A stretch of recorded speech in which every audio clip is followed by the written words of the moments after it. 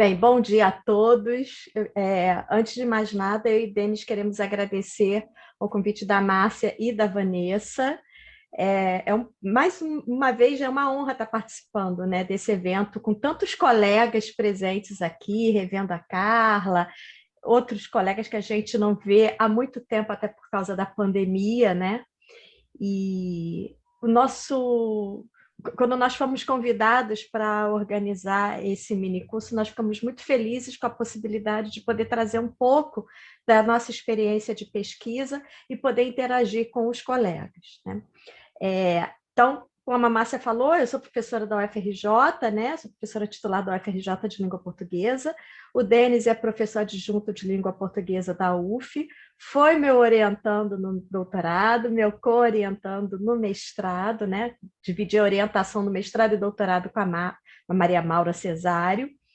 E nós recebemos esse título, eu acho que é importante, primeiro, enquanto tem essa tela inicial com os nossos nomes e o Instagram do GPLint, eu convido vocês a nos seguirem no Instagram. Antes de mais nada, eu queria explicar um pouco dos objetivos desse minicurso e desse título, porque eu e Denis recebemos o título, né, Denis? Igual se fazia antigamente com os poetas, se dava o mote e o poeta que fizesse a poesia. Márcia e Vanessa nos deram o título e nós ficamos tendo várias ideias para organizar esse minicurso, né? Metodologia de análise de recursos e semioses no tratamento de gramática em contexto e interação. Então, nós resolvemos pensar. Peraí, que eu estou tentando. Pronto. Então, nós resolvemos pensar num mini curso que nós vamos apresentar juntos. Vai ser quase como um jogral. Eu vou falar uma parte, o Denis vai falar outra parte, e aí, Denis, na hora que você for falar, tiver que passar o slide, você me avisa, tá? Nós pensamos no seguinte: como nós não conhecíamos previamente os inscritos no minicurso, nós pensamos em fazer um panorama de breves reflexões teóricas sobre texto, multissemiose, multimodalidade, multiletramentos, associar essas reflexões aos documentos oficiais de ensino que são publicados aqui no Brasil, relativos à análise e à produção de textos multimodais e multissemióticos, mas os comentários que nós vamos fazer não se restringem ao ensino de língua portuguesa no Brasil. Os comentários que nós trouxemos aqui, as reflexões que nós trouxemos aqui, podem e devem ser adaptadas para qualquer situação de ensino, pode ser língua de herança, pode ser português língua estrangeira, e também nem tudo que nós vamos discutir aqui hoje, nós pensamos que poderia ser levado diretamente para uma sala de aula. Algumas reflexões são para que nós, professores, pensemos de maneira diferente na hora de adaptar alguns conteúdos ou na hora de selecionar alguns materiais para levar para a sala de aula, tá? Então, alguns exemplos que nós trouxemos, se vocês quiserem, vocês podem levar para a sala de aula, mas outros provavelmente não, são mais para nós refletirmos mesmo sobre a nossa prática pedagógica, tá? Então, é nesse sentido que nós vamos fazer esse paralelo. Nós não conseguimos imaginar um ensino de língua que seja, que dissocie aspectos gramaticais de aspectos textuais. Para nós não faz nenhum sentido, tudo tem que estar interligado. Nós nunca defendemos, aliás, eu nunca vi ninguém defender dissociar isso, trabalhar apenas aspectos textuais ou apenas aspectos gramaticais, isso é um grande equívoco. Então, nós vamos nessa linha de trabalhar de maneira articulada. Denis, é com você. Bom dia, pessoal. Agradeço a Leonor pela apresentação, né, pelas primeiras palavras do nosso mini curso. Eu vou começar trazendo uma definição que é essencial para as discussões que a gente vai fazer aqui, que é a definição de texto. É muito importante a gente pensar, a gente refletir sobre o que é texto, porque mesmo com muitas pesquisas, muitos avanços, muitas discussões atualizadas sobre essa temática, a gente ainda tem muitas pessoas, né, muitas reflexões e até mesmo um olhar na escola ainda muito voltado para uma visão muito restrita do que é texto, né? Atualmente, a gente discute, e atualmente que já vem de algumas décadas, importante dizer, né, o texto como um evento comunicativo, em que estão presentes ações linguísticas, visuais, culturais, sociais, cognitivas. O que isso significa?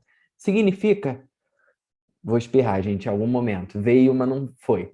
Significa que o texto não está restrito apenas e tão somente ao texto escrito, né? Aquela visão que muitas vezes se tem do lugar comum sobre o que é texto, né? Se a gente perguntar para uma pessoa que não é da área, né, que não estuda esse tema, o que é texto, muito provavelmente uma pessoa diria que é um texto escrito, né, um material escrito e também um material grande, né, um textão, digamos assim, né? Mas o texto é muito mais do que isso e a gente vai trabalhar aqui exatamente essa perspectiva ampla do que é texto, né? Porque se analisar a gramática em textos escritos e textos grandes, textos bastante canônicos, né, como notícias, editoriais, redações, artigos de opinião, se não é simples, imagina você fazer uma análise gramatical considerando histórias em quadrinhos, charges, memes, né? Existem muitas outras coisas envolvidas. Então, quando a gente diz que o texto é um evento comunicativo, é porque a gente se pauta numa abordagem que se vincula a um aspecto do discurso, se vincula a discussões, a debates que estão relacionados às intencionalidades, à pragmática, ao contexto, né? Então, a gente não dissocia texto de contexto, no sentido de que uma coisa está vinculada à outra. Lógico que são conceitos diferentes, mas que o texto sempre está inserido no contexto. Por quê? Porque o texto é uso. O texto é a manifestação real da língua, ok? É exatamente por isso que a gente tanto fala, tanto defende da importância de trabalhar com textos reais, né? Com o uso efetivo da língua. Então, quando a gente discute a relação entre língua e discurso, língua e sociedade, língua e texto, é por isso que a gente fala que o texto envolve não só ações linguísticas, ou seja, não só a materialidade, né, o dito, mas também o não dito, os aspectos pragmáticos, sociais, culturais, os aspectos da mente. Então, a gente vem falando muito, a gente vai falar muito hoje aqui sobre cognição, né? Porque o que é a cognição? A cognição é o que está na nossa mente. Mas quando a gente fala de texto atualmente, a gente não fala de cognição, e sim de sociocognição. Ou seja, de uma vinculação entre aquilo que é social, que está partilhado, né, pelas pessoas, mas também aquilo que está armazenado na nossa mente. Ou seja, o que é fruto das nossas experiências, das nossas vivências. É por isso que quando a gente lê um texto, a gente não chega nesse texto zerado, sem saber nada, né? Todos nós já carregamos uma série de conhecimentos, de experiências, de vivências que vão nos levar a ter, inclusive, interpretações diferentes, né? De um mesmo texto. É por isso que, nessa perspectiva, a interação ocorre a partir do uso da língua pelos sujeitos nas práticas discursivas, ou seja, são efetivamente falantes reais, né, pessoas reais que estão utilizando aqueles textos e nada é aleatório, né? As pessoas estão utilizando determinadas formas para atingir determinados objetivos comunicativos, né? Então, a gente não escolhe as coisas aleatoriamente, a gente não usa só porque hoje eu acordei com vontade de usar uma oração subordinada. Claro que não. Tem uma explicação para isso, né? Tem uma motivação. Então, é por isso que a gente traz essa definição do Marcuse, né, de que o texto é o resultado de uma ação linguística cujas fronteiras são, em geral, definidas por vínculos com o mundo no qual ele surge e funciona. Então, o texto é um fenômeno não apenas maior do que a frase, né? Então, o texto não é uma frase, uma sequência de frases, um conjunto de frases. É muito mais do que isso, né? O texto envolve um processo de co-construção de sentidos, ou seja, a construção dos sentidos do texto é partilhada, envolve uma negociação entre interlocutores e também envolve múltiplas possibilidades interpretativas, né? É por isso que a gente sempre tem falado muito, né, sobre a questão de não buscar o sentido verdadeiro do texto, né? Ou o que o autor quis dizer. Por que a gente fala isso? Porque, na verdade, não tem como a gente saber, né? A grande questão é a gente entender o que foi dito e foi dito contextualmente como, né, a gente fazer esse mapeamento. Esse é o grande ponto. Pode passar, Leonor.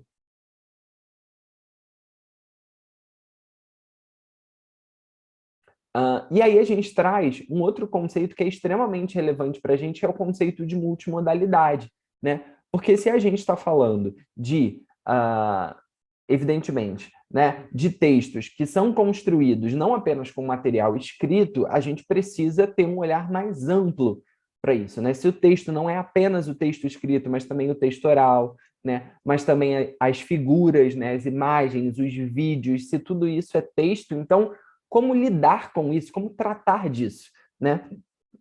Nesse sentido, a gente cita Dionísio 2006, né, que é uma das grandes referências sobre multimodalidade no Brasil, que diz que a multimodalidade é um recurso constitutivo de gêneros orais e escritos. Isso é bastante interessante, porque durante muito tempo também se achou que a multimodalidade fosse algo, né, presente apenas no texto escrito, por exemplo, uma imagem, ou, por exemplo, né, uma cor, né, e a multimodalidade é muito mais. Então, na oralidade, por exemplo, há gestos e expressões faciais, né, que indicam, né, os estudos da prosódia, por exemplo, fazem esse mapeamento, né, desses aspectos visuais que estão atuando na construção dos sentidos. Na escrita, há diferentes letras, cores, imagens, e a grande questão, por que a gente precisa considerar isso? Por que a gente precisa falar sobre isso? Por um motivo muito simples. Na interação, quando a gente está conversando com alguém, quando a gente está lendo um texto, quando a gente está interagindo, a gente não ignora esses aspectos, muito pelo contrário, né? Se você tem lá uma HQ, se você tem uma tirinha, né? E você tem lá a Magali ou a Mônica falando, isso é relevante, né? Não é aleatório, a gente precisa entender, a gente precisa decodificar, a gente precisa compreender. É por isso que se diz que esses elementos atuam diretamente na construção dos sentidos e influenciam a leitura dos interlocutores, né? Então, a gente tem um grande processo de construção de sentidos que atua o tempo todo no processo de construção dos textos, né? Então, o fato de você ter uma determinada cor, uma determinada imagem, um determinado tracejado, um tamanho de letra, tudo isso vai te levar a diferentes processos de construção, né? Só a gente pensar, uma capa de jornal, por exemplo, você vai ter lá, né, as letras que estão maiores, as imagens que aparecem vão te chamar mais atenção. Isso não é aleatório, é porque existem, né, manchetes que são principais, outras não, enfim. Então, imagem e palavra têm uma relação cada vez mais integrada. É importante a gente pensar nisso, porque muitas vezes, e esse é um grande desafio quando a gente faz uma análise gramatical, a gente vai falar muito disso aqui, é como linkar as coisas, né? Como não usar o texto como um mero pretexto, né, para a análise gramatical.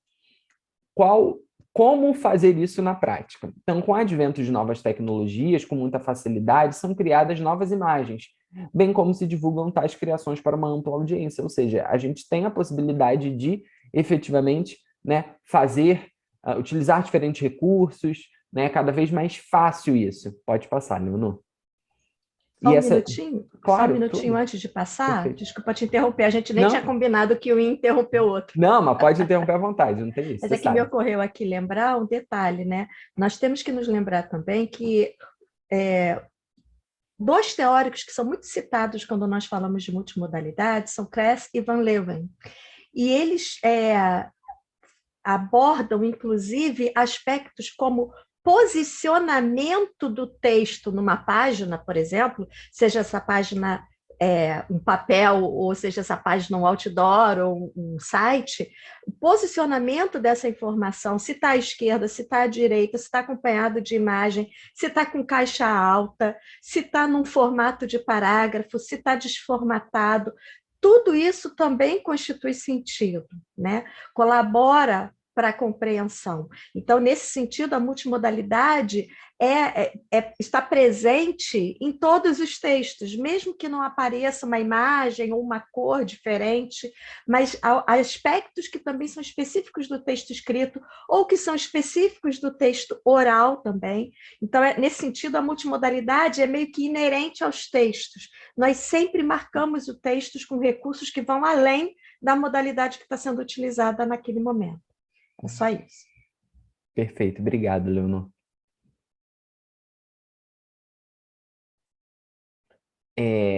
E aí, né, tudo a ver com o que a Leonor pontuou agora, né, a gente tem exatamente a ideia de que a multimodalidade, né, é concebida como a qualidade de um produto, um evento semiótico construído, programado, desenhado, né, com base no emprego de diversos modos de produção de sentido, ou semióticos, e de maneira específica em que esses modos se combinam. Ou seja, essa construção, essa combinação, não é aleatória, né? Então, são as escolhas que são feitas ali têm intencionalidades, né? Tem como foco determinados efeitos de sentido que são essenciais. Isso é essencial para a gente conseguir compreender, né, o que está sendo apresentado. Então, se você tem uma cor vermelha, ou uma cor branca, ou uma cor verde, né, isso tem uma motivação para isso, né? E isso vai levar a sentidos diferentes,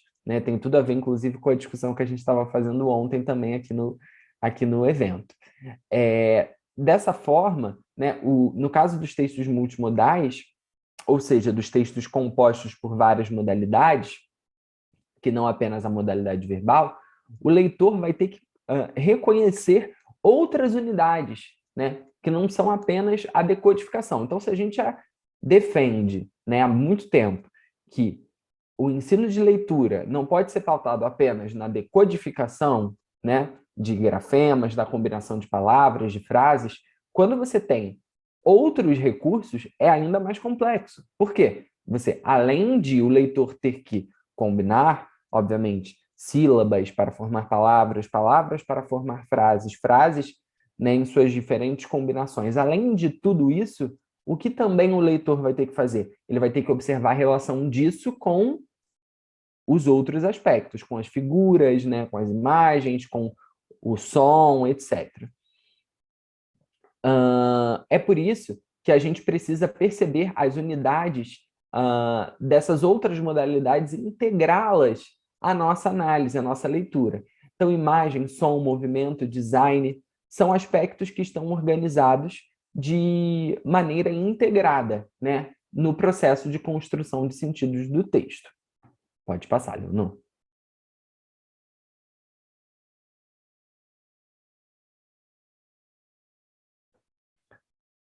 É bastante relevante, né, como aponta Mendonça, a gente pensar no entrecruzamento de linguagens e no crescente espaço dedicado às semioses não verbais em gêneros atuais. Então, a gente tem, né, atualmente, uma era da informação, né, muito acelerada, a gente tem a internet que trouxe um outro tipo de roupagem, né? Gêneros que não existiam, a gente tem gêneros que já existiam, mas com formato diferente, né? A questão do suporte aí, que influencia toda a construção dos textos.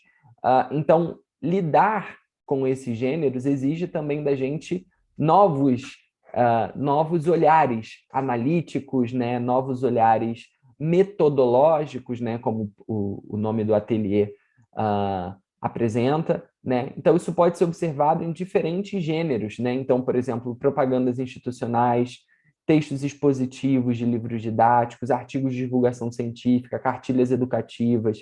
Então, a gente tem, por exemplo, num artigo de divulgação científica, você vai ter lá o material que vai ser apresentado, que vai ser colocado ali, né, para os leitores, mas você vai ter, por exemplo, imagens que vão atuar diretamente no processo de construção desses sentidos e que vão estar entrelaçadas ao conteúdo, né? Da mesma forma, quando você tem uma entrevista, muitas vezes, antes de você ler qualquer coisa que esteja escrita no sentido do material escrito mesmo, de você ler, né, as palavras, as frases, o que você vai ter? você vai ter uma imagem do entrevistado antes.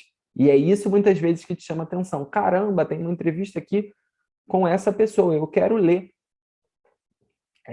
essa entrevista porque essa pessoa me interessa, né? Então, é uma forma de você chamar atenção numa capa de jornal, né? A combinação com manchetes, enfim. Então, algo que a gente vai falar muito aqui, os memes, né? Isso é muito forte, né? Então, a recorrência, a mistura do sistema verbal com as imagens para produzir sentido tem funcionado tanto como uma estratégia persuasiva quanto como um fator facilitador do acesso à informação. Então, não é aleatório, né? Uma combinação que é motivada, que é entrelaçada, e que também atua no processo exatamente de facilitação da informação, porque você vai ter um olhar muito mais amplo sobre aquilo. Pode passar, Leonor. E aí a gente apresenta alguns exemplos, né? O primeiro exemplo é um tweet de uma página denominada Depressão Universitária, e o tweet, né, o material escrito desse tweet é: eu depois de conseguir lugar na janela do busão. Se você apenas considerar isso que está escrito, eu depois de conseguir lugar na janela do busão, isso não faz nenhum sentido, porque fica faltando uma informação.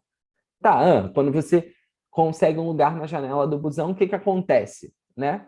E aí a gente tem embaixo uma imagem, né, de uma menina que está com uma taça, né? E é interessante porque ela não está num busão, né? Pelo contrário, né? Ela está no maior conforto, né? Ela está na maior ostentação ali, e ela está com um olhar, né? A construção, é importante a gente entender isso, né? Porque você poderia ter, eu depois de conseguir um lugar na janela do busão, e uma pessoa sentada no ônibus, simplesmente. Mas não tem o mesmo efeito de você ter, né, algo como essa menina com um sorriso que ela tá, com uma taça que indica, né, um conforto, ostentação, eu estou muito bem, eu estou muito confortável onde eu estou, né, de pernas cruzadas e comemorando, e com uma blusa da Hello Kitty, né? Quer dizer, ela está super à vontade. Então, depois que eu consigo um lugar no busão, olha como eu fico me sentindo, eu fico me achando, né, super chique, porque quem já andou de ônibus sabe que se você ficar em pé é uma droga, bom é você ficar sentado. Então, quando você consegue sentar, você está ali numa posição incrível. E é importante a gente entender que isso está na rede social Twitter, que é uma rede social que tem muito o quê? É isso aí, a Carla está dizendo, só quem estudou no fundão sabe. É verdade, Carla. Que é uma rede social que traz muitos memes, né? Então, assim, se isso tivesse, por exemplo, numa rede que não tivesse esse hábito, né, que num ambiente virtual que não há essa tradição, não tem o mesmo efeito, obviamente, né? E aí do lado a gente tem algumas frases, né? Mudou a minha vida, aprendi muito com ele, é meu irmão de verdade. Quer dizer, essas frases, que frases são essas? Quem está falando? Você não sabe. Aí você tem tudo isso em menos de 24 horas. Como assim? Alguém falou isso em menos de 24 horas? Aí você tem hashtag BBB 2022. Aí você pensa, então as pessoas no Big Brother devem estar falando isso, né? Só que isso não faz nenhum sentido, porque não tem como, em menos de 24 horas, você dizer que alguém mudou a sua vida, ou que você aprendeu muito, ou que é seu irmão de verdade, né? É claro que você pode aprender muito, mas, enfim, é uma forma de eles forçarem a barra, né, ali no programa. E aí embaixo, né, a gente tem o papel da multimodalidade ali, até mesmo com o processo da hashtag, né, porque a hashtag também vai encapsular ali informações e vai, né, empacotar uma ideia de um assunto, de um tema, então ela vai te levar a entender o que está sendo falado ali, né, porque a hashtag é um guia temático. E aí embaixo você tem hashtag Maratona Big Day, e você tem a imagem da Ana Clara, que é não só uma ex-BBB, mas uma apresentadora, né, comentarista do BBB, e ela tá com uma cara de, oi, o que está acontecendo? Né? Então, não basta, você tem que reconhecer a Ana Clara, você tem que saber quem ela é, você tem que saber o que é o BBB, tem que saber quais são as frases que as pessoas dizem, entender que ela está com uma cara de estranhamento. Então, vejam, a leitura do texto multimodal é uma leitura altamente complexa, envolve uma série de ativações de conhecimentos partilhados e também de decodificação de palavras e também de combinação com os recursos multissemióticos. Pode passar, Leonor. Deixa eu complementar aqui Claro, também com um claro. detalhe. O Denis trouxe exemplos fantásticos que vão exemplificar o que eu vou falar agora, mas eu queria destacar também o seguinte: quando a gente fala de relação entre as multissemioses, né? A gente pode usar tanto o termo multissemiose como multimodalidade, há uma ligeira diferença em relação, principalmente, à perspectiva teórica que está utilizando os nomes, né? Mas em questões práticas, a gente pode usar o termo multissemiose ou multimodalidade, mas esse intercâmbio de linguagens ocorre de maneira diferente. Isso é muito importante a gente saber, pode parecer uma coisa óbvia, mas não é. Então, por exemplo, a relação existente entre imagem e material verbal no primeiro meme não é a mesma relação existente no segundo meme. E a relação contextual também, quando a gente fala de contexto, parece que é uma coisa só. A relação contextual presente no primeiro meme também é diferente da presente no segundo meme. Então, por exemplo, nós temos pessoas aqui participando do minicurso que não moram no Brasil e talvez nem tenham acompanhado o Big Brother 2022, ou talvez até pessoas do Brasil que também não têm a mínima ideia do que acontece, né? Essas pessoas vão ter muito mais dificuldade de entender o segundo meme, porque esse segundo meme trabalha com inferências muito complexas. E, com certeza, daqui a alguns meses, esse meme vai ficar difícil até para quem acompanhou o Big Brother 2022. Já o primeiro meme é um meme que tem uma relação diferente entre texto verbal e imagem. A imagem meio que completa a frase que tá escrita, né? Então, assim, eu depois de conseguir lugar na janela do busão, me sinto uma pessoa especial, né? Então, assim, tanto que a Carla até comentou, quem estudou no fundão sabe, todo mundo que imagina um ônibus lotado, então é um contexto que é mais fácil de você se identificar e de compreender.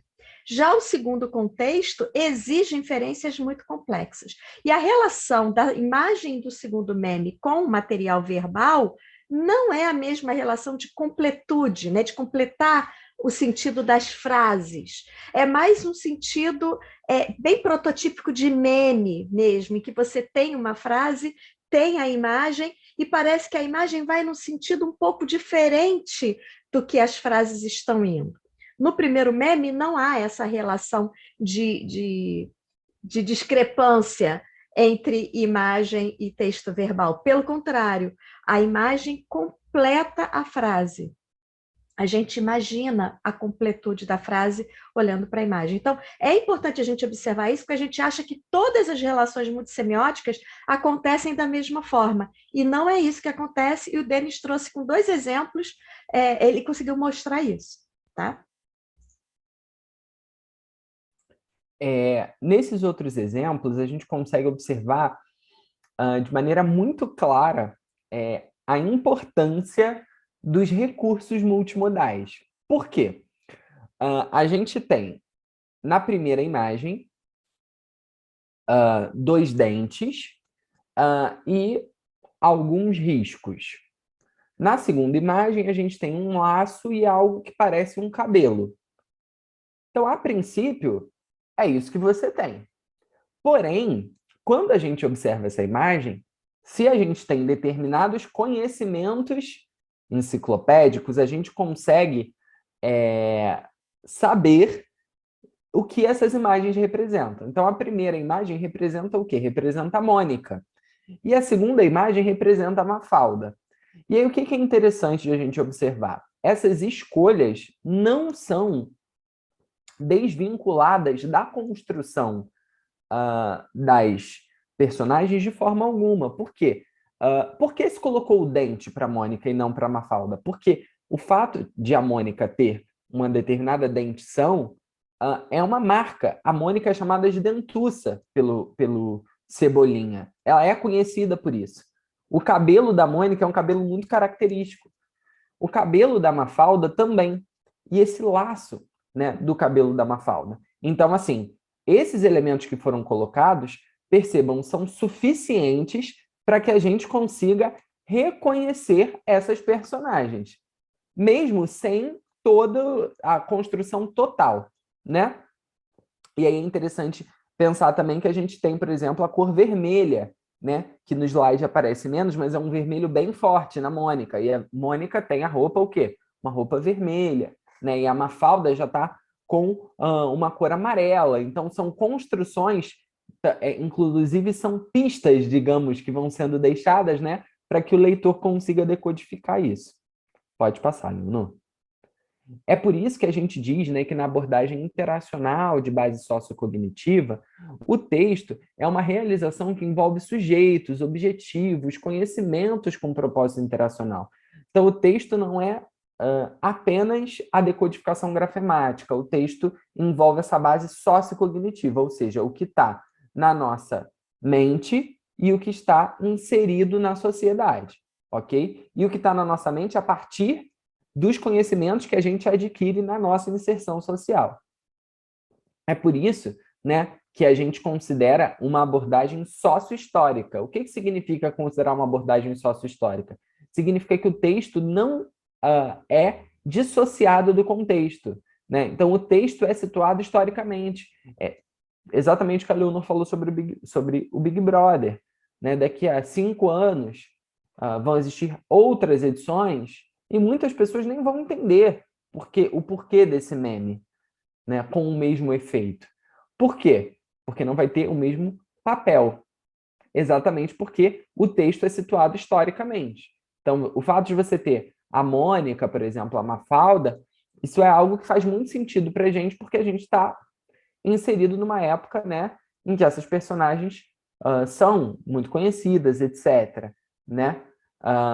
E houve muitas homenagens por meio da Mafalda recentemente também, então isso ajuda, né, a manter ativa essa ideia na mente do leitor. É por isso que se diz que os conhecimentos, né, são situados culturalmente e são mobilizados pelas pessoas. O que significa ser situado culturalmente? Significa que eles estão inseridos num contexto cultural, ou seja, num contexto de determinados conhecimentos, vivências e práticas específicas de um determinado grupo, porque a cultura é variada. Então, a cultura no Brasil tem especificidades que não tem em Portugal, que não tem na França, que não tem na Itália, que não tem, enfim, né, em cada país. Cada um tem a sua dinâmica cultural.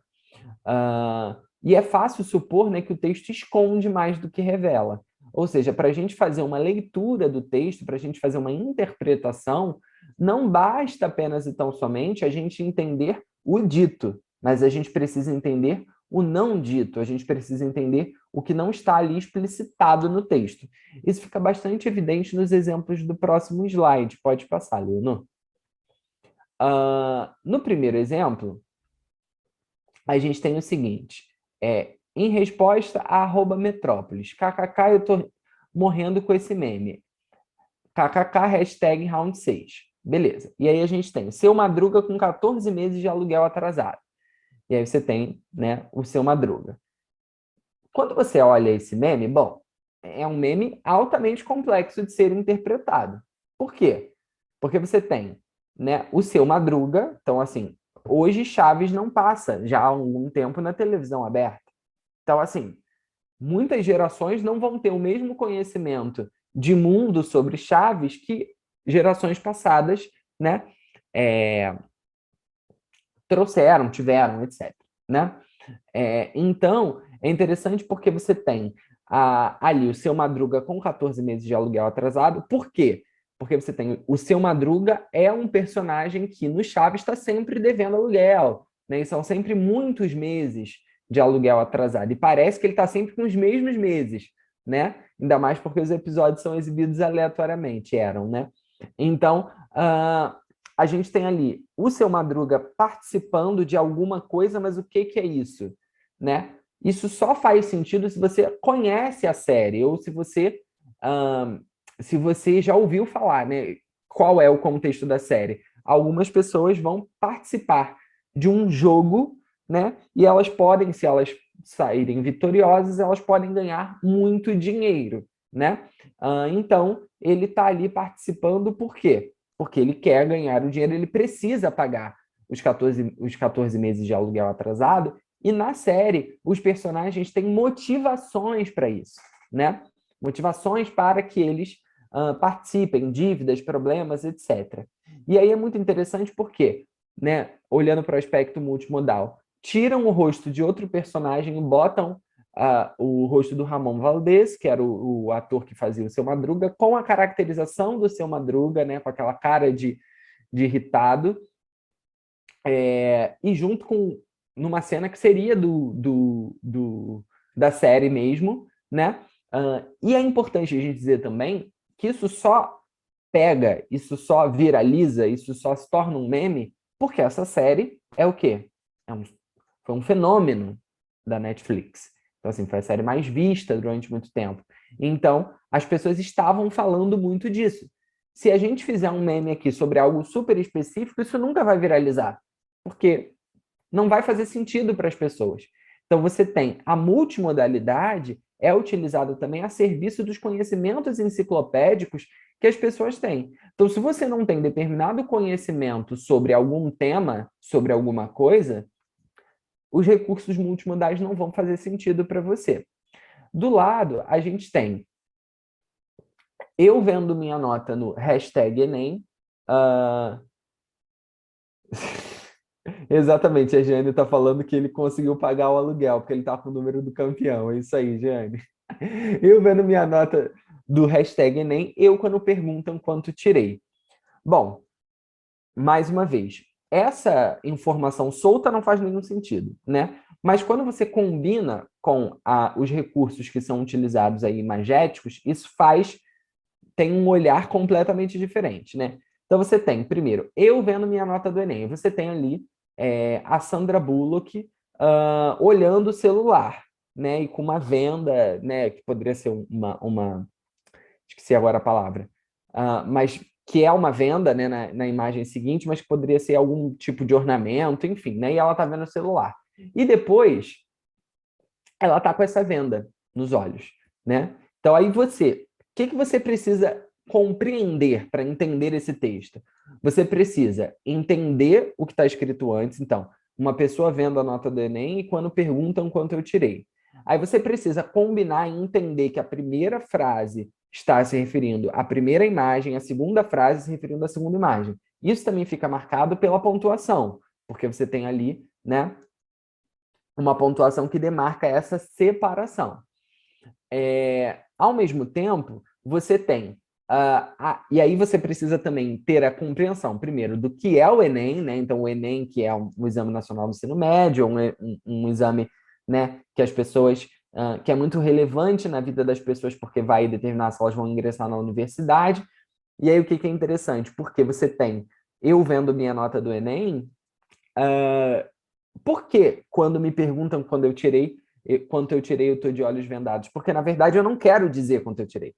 Porque você viu quanto você tirou, você não foi bem e você não quer falar para as pessoas, né? Isso, por si só, já é um processo que envolve várias inferências. Também é um tweet, então você tem hashtag Enem. Então, qualquer pessoa do mundo pode acessar isso. E vai olhar hashtag Enem, vai olhar isso, o que é isso? Eu não estou entendendo o que é Enem, né? Então, além de toda essa complexidade de entender o que é o exame, entender a combinação das palavras, a combinação das frases, a associação com as imagens, também existe uma outra coisa, que é o quê? O filme Bird Box, que é o filme estrelado pela Sandra Bullock, que também viralizou, ficou entre, né, mais visto na Netflix durante um tempo e surgiram muitos memes, né? Porque no filme, né, existe uma questão, enfim, que você não pode ver, né, determinadas criaturas, e essas criaturas, e para que você não veja essas criaturas, você precisa estar com os olhos fechados, os olhos vendados, né? Então ela passa o filme, né, de olhos vendados, porque ela precisa estar assim. Então, eles pegaram, na verdade, um momento de filmagem, né, que ela estava olhando o celular, estava caracterizada, mas olhando o celular, e outro momento que ela não podia ver nada. Então, quando alguém me pergunta quanto eu tirei, olha, eu não consigo ver, eu não sei, eu estou impedido de ver, né? Mas, por outro lado, eu, na verdade, sei.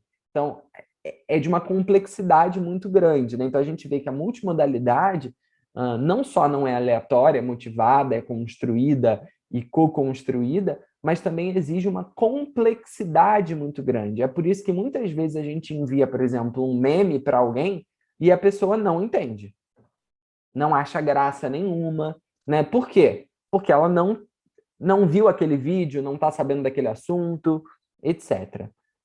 Pode passar, Leonor. Agora eu passo a palavra para a Leonor. Agora sou eu. Então, antes de passar para o próximo slide, só fazendo um link, né?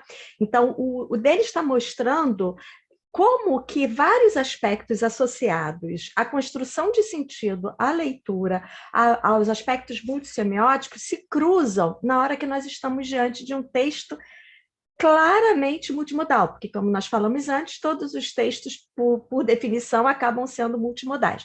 Mas esses textos que são obviamente multimodais, que claramente exigem que você acione conhecimentos prévios, tanto para compreender o material verbal, quanto para compreender o material não verbal.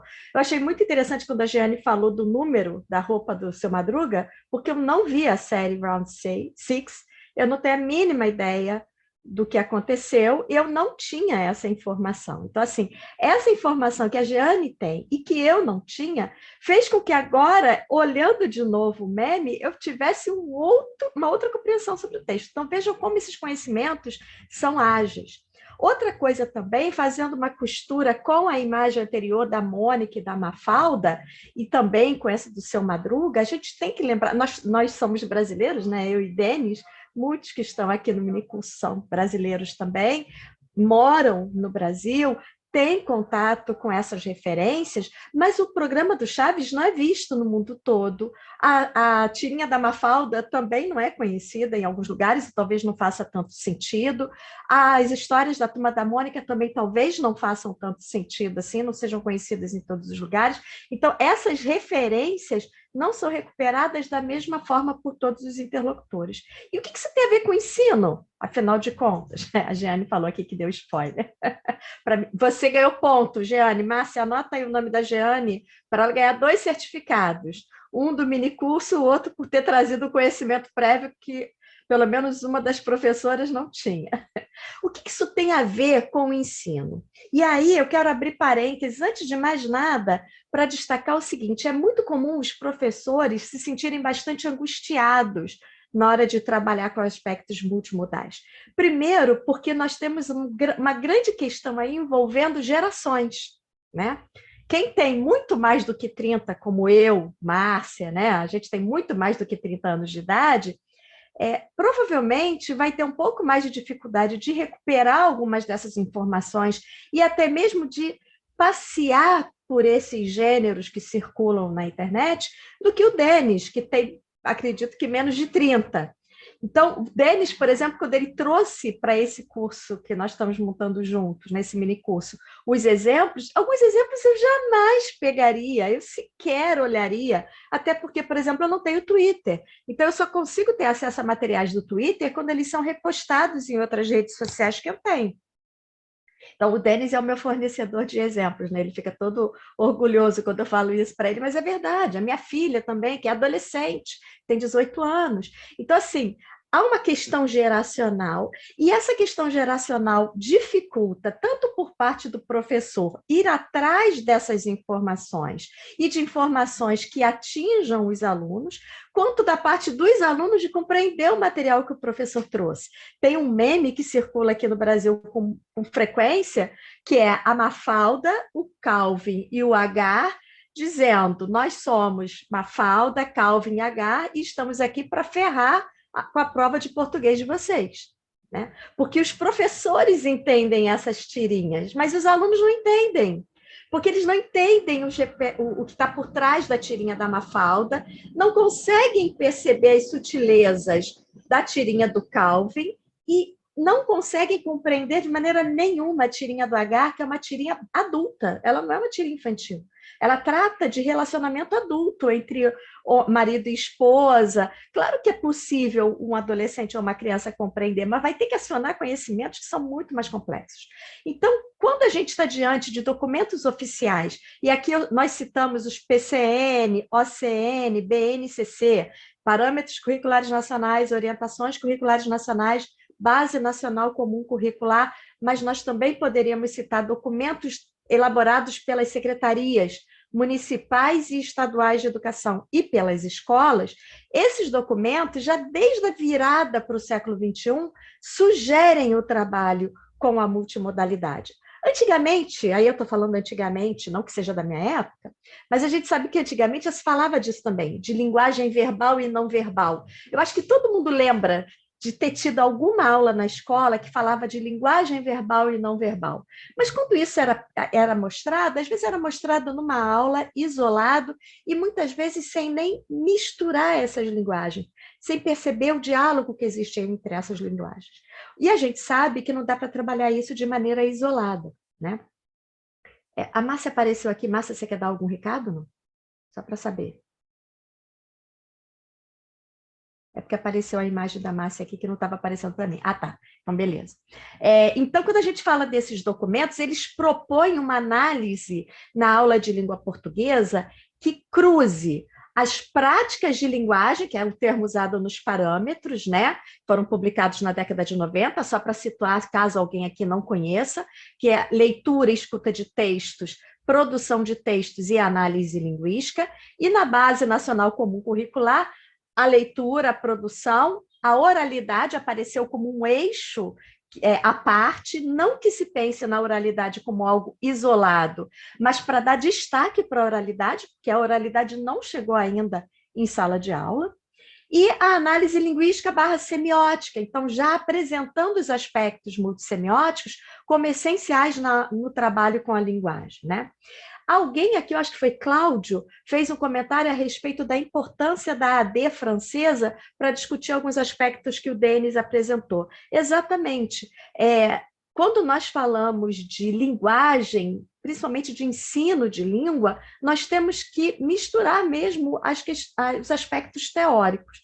Eu, por exemplo, sou da linguística de texto, o Denis tem um viés de linguística de texto com funcionalismo, outros colegas de semiótica, mas a gente tem que conhecer outras perspectivas teóricas e tem que cruzar essas perspectivas teóricas para levar para a sala de aula, sem levar a teoria para a sala de aula, porque isso é um problema muito grave, né? A gente querer levar a teoria linguística, que já é complexa, para nós entendermos e para os alunos de graduação entenderem, por exemplo, tem gente que quer levar essa teoria linguística para a sala de aula. Então, nós temos que realmente observar que os documentos oficiais que norteiam o ensino no Brasil e que podem também ser utilizados no ensino de língua portuguesa como língua estrangeira, língua de herança, ou outra abordagem no ensino superior também, mas é importante que o ensino mescle de maneira semelhante à que a gente vê nos documentos oficiais, as teorias diferentes, como linguística de texto, a AD, a semiótica, a sociolinguística, funcionalismo, etc.,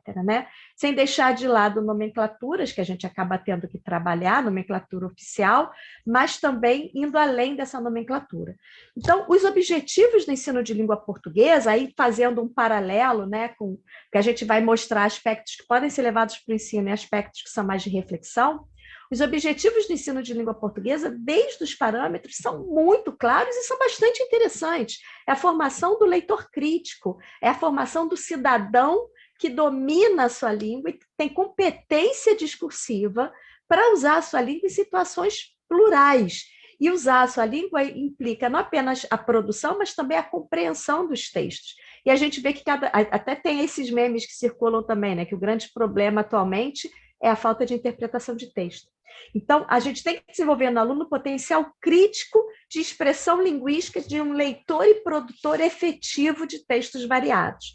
E nessa perspectiva, a análise das multissemioses, quando é possível, porque aí também o professor às vezes se sente meio coagido, né? Porque ele tem que levar isso para a sala de aula, mas às vezes ele mesmo não sabe muito bem como fazer, né?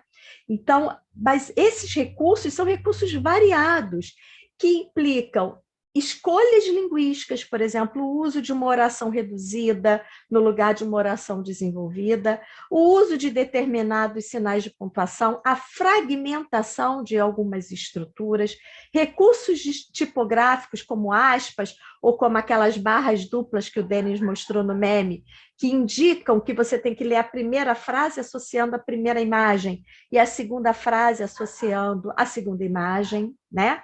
Recursos coesivos, estratégias referenciais, uso ou não de conectores no texto, e como isso tudo junto e misturado vai colaborar para a compreensão desses textos. Então, observem que, de maneira nenhuma, quando nós falamos de trabalhar com esses recursos multissemióticos, se está falando de desconsiderar os aspectos linguísticos. Isso seria uma incoerência. Então, de que maneira, e aí eu já vou passar daqui a pouco para o Denis mostrar outros exemplos, de que maneira, inclusive, aspectos gramaticais podem ser percebidos por meio de imagens. Como é que a gente pode, lembrem daquele meme da menininha, como é que a gente pode imaginar a imagem completando a frase, né? Como é que nós podemos traduzir essa imagem em material verbal? Ou não, porque nós podemos pegar a imagem e não traduzir em material verbal, mas compreender essa imagem junto com o material verbal, como o caso do meme da Sandra Bullock. Então, e observem também que naquele meme nós temos uma imagem do filme e uma imagem que não é do filme, porque na outra imagem não tem nada a ver com o filme, ela está com um casaco por cima do figurino e está mexendo no celular e está sem a venda. Então, uma cena de bastidor e uma cena de vida real, entre aspas, né, do que acontece no filme, que conversa também com material verbal. Eu procurando no celular o resultado do Enem, e eu fazendo de conta que não sei de nada, porque não quero dizer qual foi minha nota. Então, esse conceito de trabalho multissemiótico, de análise linguística semiótica, vai envolver procedimentos e estratégias metacognitivas, que associam vários conhecimentos prévios. O aluno pode, por exemplo, reconhecer o elemento, o personagem, mas não entender o que o personagem está dizendo, ou entender o que o personagem está dizendo, conhecer o personagem, mas não entender a relação entre esses personagens. Ou, diante de uma tirinha, entender o que o personagem está dizendo, entender quem é o personagem, mas não perceber que quando você está diante de uma tirinha, por exemplo, com 3 quadrinhos, o último quadrinho tem uma quebra de expectativa. Então, os 2 primeiros quadrinhos pertencem a um contexto, e o terceiro quadrinho pertence a outro contexto. E é aí que está o humor, nessa quebra de expectativa, nessa aparente incoerência, numa mudança de perspectiva da tirinha. Então, vejam que quando a gente fala de multissemiose, nós estamos falando de aspectos extremamente complexos. É natural que o aluno tenha muita dificuldade. E é natural que nós tenhamos muita dificuldade também. Nós temos que estar o tempo inteiro aprendendo. E aí, me desculpem, mas me incomoda bastante quando eu ouço professores, colegas, falando assim, eu não tenho rede social. Você tem todo o direito de não ter rede social se você não quiser, mas não ter rede social impede que você tenha acesso a uma série de materiais que estão circulando, que estão circulando nas mãos dos alunos e que são importantíssimos para levar para a sala de aula. Então, você pode ter uma rede social profissional em que você vai compartilhar materiais, é o que eu faço, por exemplo, compartilho materiais, rio das postagens da Carla, né? Eu e Carla estamos sempre trocando piadinhas pelo Facebook, copio um material do Ivo Rosário, colega da UF, para usar numa sala, vejo que o Denis está postando. Então, assim, a gente pode usar as redes sociais como material de pesquisa, como material de estudo para poder usar com os nossos alunos. Agora, se recusar totalmente a usar as redes sociais, vai fazer com que a gente deixe de ter acesso a materiais extremamente importantes para levar para a sala de aula, né? E esses materiais também estão situados, como o Denis falou, socio-historicamente. Então, eu me lembro bem de um meme que circulou no início do BBB 22, e assim, se eu não estivesse sabendo minimamente do que estava acontecendo, eu não entendia. Na verdade, não era nem um meme, era uma chamada do jornal Sensacionalista, que é um jornal isento de verdade, é um jornal que geralmente tem manchetes que criticam o que está acontecendo na política ou que desconstroem alguma informação que poderia circular naturalmente, e aí aparecia assim, finalmente o SBT é líder. E aí, o SBT é um canal de televisão do Brasil que costuma estar sempre em segundo lugar, à frente fica a TV Globo, né?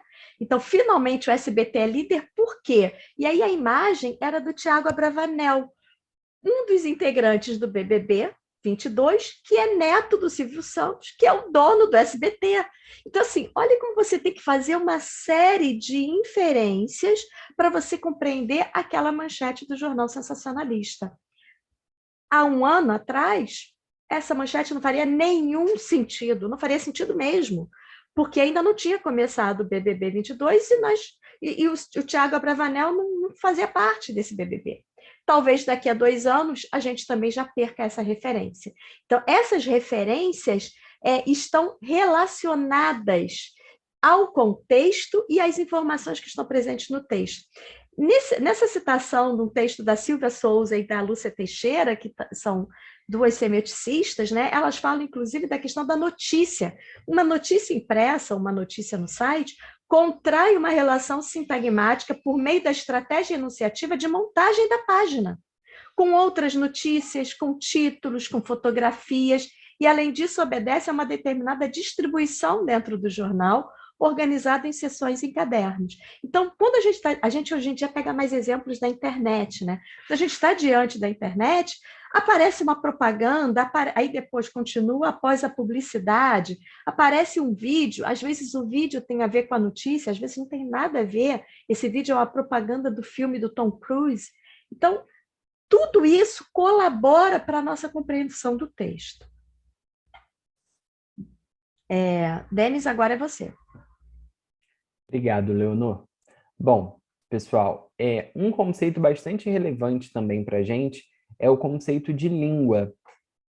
Por quê? A gente está falando muito aqui sobre a questão do texto, do contexto, do discurso, da importância de analisar o uso, a importância de considerar os aspectos pragmáticos, etc. Tudo bem, mas então qual é a concepção de língua que a gente adota? A concepção de língua aqui adotada é uma concepção, como aponta Koch, de a língua como um instrumento da interação. Então, a língua existe para fins comunicativos, né? Então, a língua não tem como objeto, né? Não tem como definição, na verdade, uma abstração, né?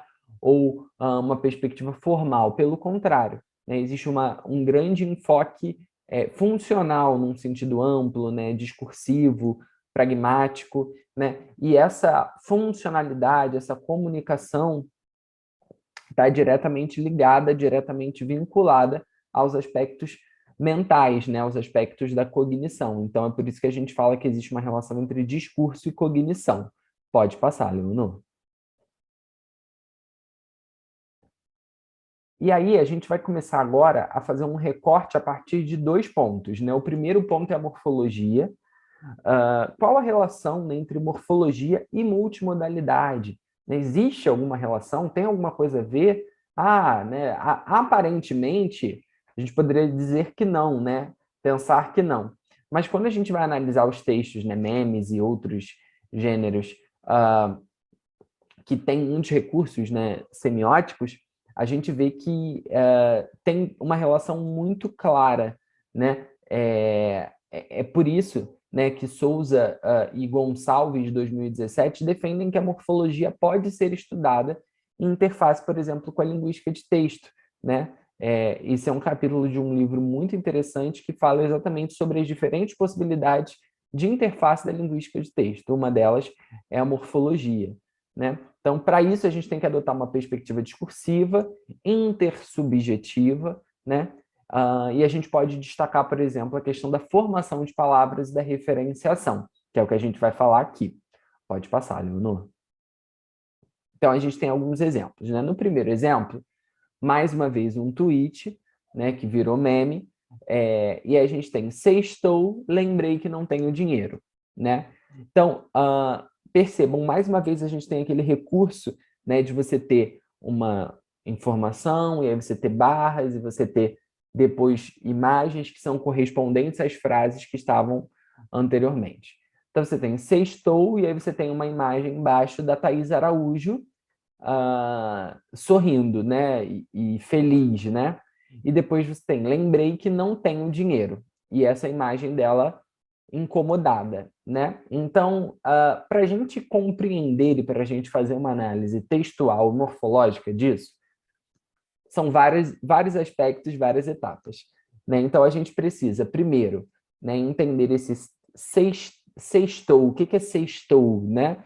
As pessoas começaram a utilizar a palavra sextou para designar que sexta-feira, né, para muitas pessoas é o último dia de trabalho, né? Então as pessoas que trabalham de segunda a sexta, sexta é o último dia, então sexta é um dia de, né, happy hour, comemoração, né? Vamos relaxar porque a gente não vai trabalhar final de semana.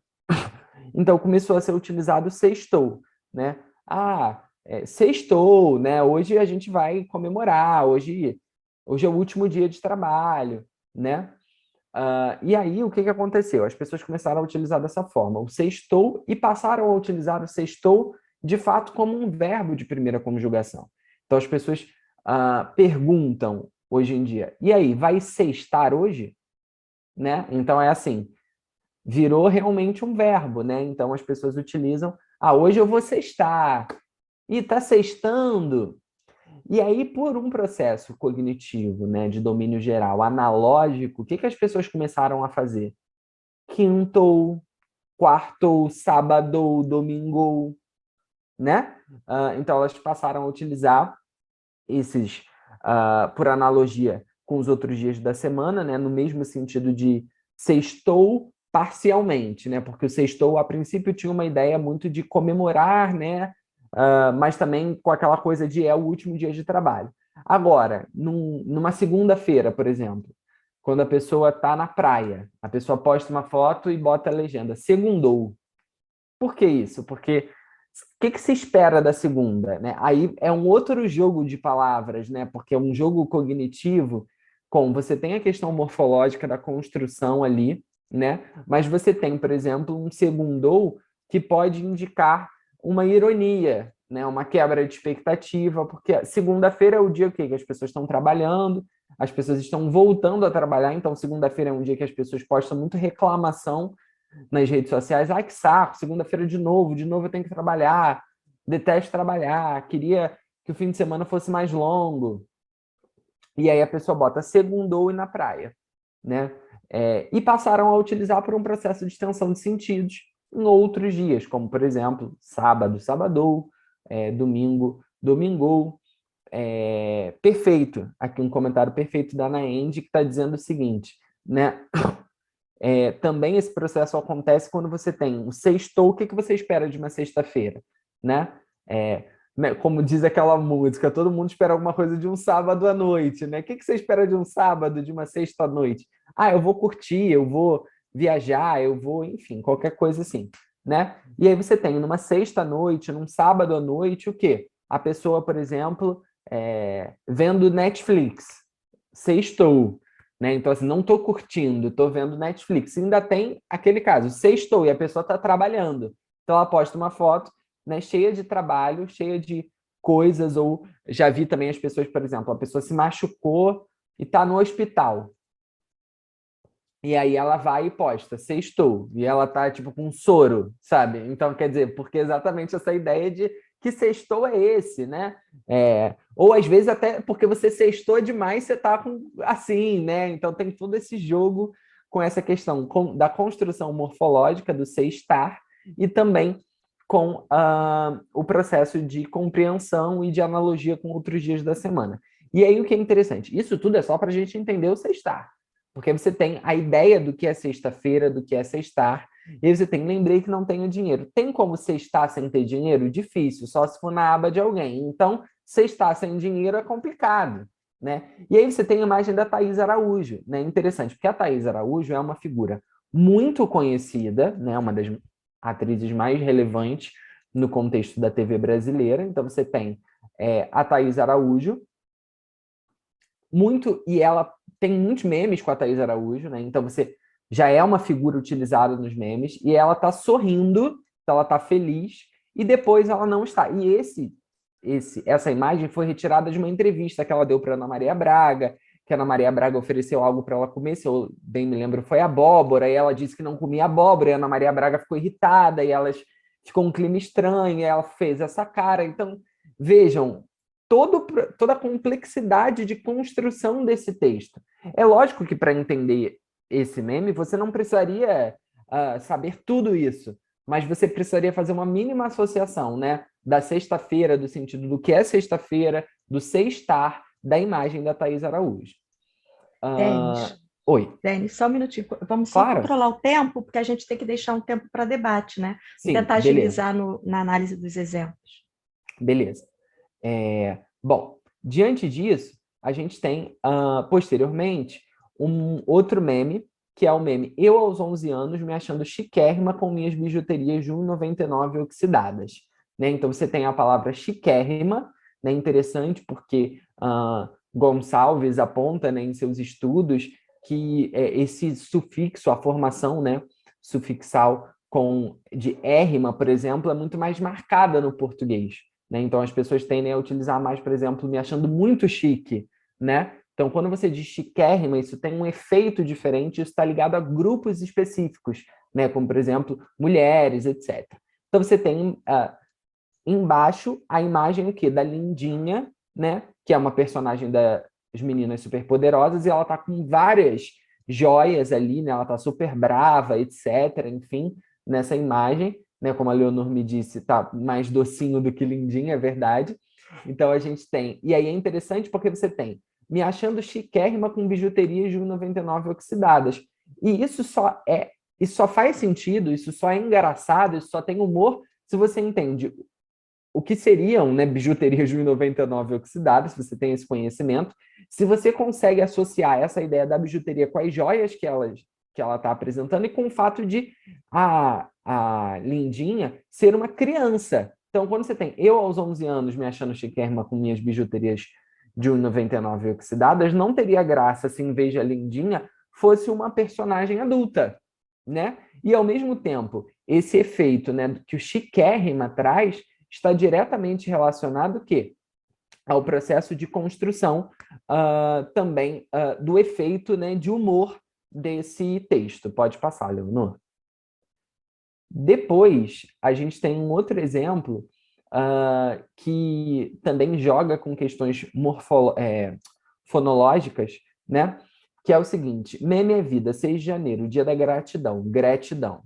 Hashtag gratidão, hashtag gratidão. Então, você tem ali, né, um cruzamento de duas palavras, você tem a palavra gratidão e você tem a palavra Gretchen, né? A Gretchen é uma das figuras com mais memes na internet, né? Então, você tem muitos memes da Gretchen. E aí, o que fizeram? Fizeram um processo, né? Bem interessante, porque aí fica muito clara a relação entre palavra, entre os aspectos entrelaçados no nível da palavra e no nível do texto, né? Do discurso, como cada um quiser denominar. Então, a gente tem Dia da Gratidão, você tem a mistura da palavra gratidão com gratidão que vira... Perdão, gratidão com Gretchen que vira gratidão. Beleza. E você também tem a Gretchen, figura da Gretchen, misturando com o conceito de gratidão. Mas você vai falar, o que isso tem a ver com gratidão? No Facebook, há um tempo, houve uma reação que era a reação gratidão, que eram essas flores, né, que eram apresentadas. Foi uma reação especial que houve durante um tempo. Então, exatamente. De excelentes exemplos para morfologia. Então, a gente tem essa relação de cruzamento, não só no nível da palavra, mas também no nível do texto, porque você tem a imagem da Gretchen, colocaram várias flores e colocaram pétalas no rosto da Gretchen, como se o miolo da flor fosse o rosto dela. Então, você tem uma mistura dessa gratidão com a Gretchen, que vira gratidão. Pode passar, Leonor. Depois, a gente tem dois exemplos, né, de capas da Turma da Mônica, da coleção Clássicos do Cinema Turma da Mônica, que é uma coleção da Turma da Mônica que tem como foco trazer, né, remontar, brincar com os clássicos do cinema, né? Então, a gente tem, por exemplo, Magalice no País das Melancias e Guarda-Doidões da Galáxia. É interessante, né? Porque nesse texto, na capa Magalice no País das Melancias, A gente tem um processo de formação de palavras que também joga com questões morfofonológicas, porque você tem Magali mais Alice vira Magalice, e você tem guardiões com doidões vira guardoidões, né? Inclusive, algumas dessas reflexões estão num artigo que vai sair em breve, acredito que este ano ainda, que eu escrevi com a professora Eliette, que é exatamente, Eliette Silveira, que é exatamente essa discussão da morfologia e do texto. É interessante porque quando a gente tem Magali mais Alice no País das Melancias, você tem Alice no País das Maravilhas, você troca maravilha por melancia, porque para Magali a melancia é a maior maravilha. Você tem ali, né, uma construção que não é aleatória imagética, porque você tem a Magali com uma melancia e olhando para a melancia com toda a felicidade. A roupa da Magali é extremamente semelhante com a roupa da Alice, né, no filme da Disney, evidentemente, porém com a cor amarela. E por quê? Porque o vestido da Magali é amarelo. Então você tem essa mistura desses dois universos, digamos assim. E aí você tem, né, por exemplo, a escolha ali dos personagens principais, né, evidentemente respeita essa construção da Turma da Mônica. Então você tem, por exemplo, né, um mingau como o coelho branco, né? E essa associação não é aleatória, tanto o mingau quanto o coelho são animais e são brancos, né? Você tem o Cebolinha como chapeleiro, né? Porque o chapeleiro é um personagem super doido, o Cebolinha também é, né? Você tem o Cascão como gato, né? E aí você tem o Cascão tá com um super sorriso aí, porque o gato, né, tem um sorriso muito característico, e aí percebam que a cor, né, dessa fantasia do Cascão, né, lembra tanto a construção multimodal do gato, né, mas num tom diferente. E o tom que é utilizado é o mesmo tom da roupa do Cascão, da blusa, né? Então, assim, e ali você tem lá atrás quem? A Mônica como quem? Como a rainha, né? Como a que briga. A Mônica é o quê? Brigona, né? Tá sempre arrumando confusão. E a rainha é o quê? Mandona, né? Elas também têm semelhanças físicas. Então você tem o Magali mais Alice representa essa junção, esse cruzamento, que estão diretamente relacionados também com a construção multimodal. É o que acontece também com Guardoidões da Galáxia, que você tem guardiões, mas não são quaisquer guardiões. São guardiões o quê? Doidos, então são guardoidões. E aí você tem o Cebolinha, né, como Senhor das Estrelas, e você de fato tem alguma semelhança ali, né, com o personagem do filme da Marvel, né? Você tem a Mônica como a Gamora, porque a Gamora é o par ali, né, do Senhor das Estrelas. Você tem ali também o gato, você tem o Cascão, você tem... E sempre com os personagens principais, né? Então você tem uma mistura desses personagens, do Groot, etc., com esses personagens da Turma da Mônica. Pode passar, Leonor. Alguém comentou aqui no chat que no Magalice o Cascão é um gato, o gato também não gosta de banho. Boa É lembrança. verdade, perfeito, perfeito, perfeito. Essa relação da multimodalidade com a gramática também se evidencia no nível da sintaxe, né? Porque a gente tem um fenômeno que é o fenômeno do desgarramento, né? Que é estudado bastante pela professora Violeta Rodrigues, na UFRJ, e que foi aí, teve como precursora e também até hoje, né, estudiosa, a professora Beatriz Decá, que no texto de 2009 define o desgarramento como um blocos de informação, né, que são usados para focalizar uma ideia, né? Então, as orações subordinadas, substantivas, adjetivas, adverbiais podem acontecer de forma desgarrada, né? Ou seja, elas podem estar separadas da sua principal. Isso se dá de diferentes formas. Então, elas podem estar sem a sua principal efetivamente, né? Não há uma oração principal ali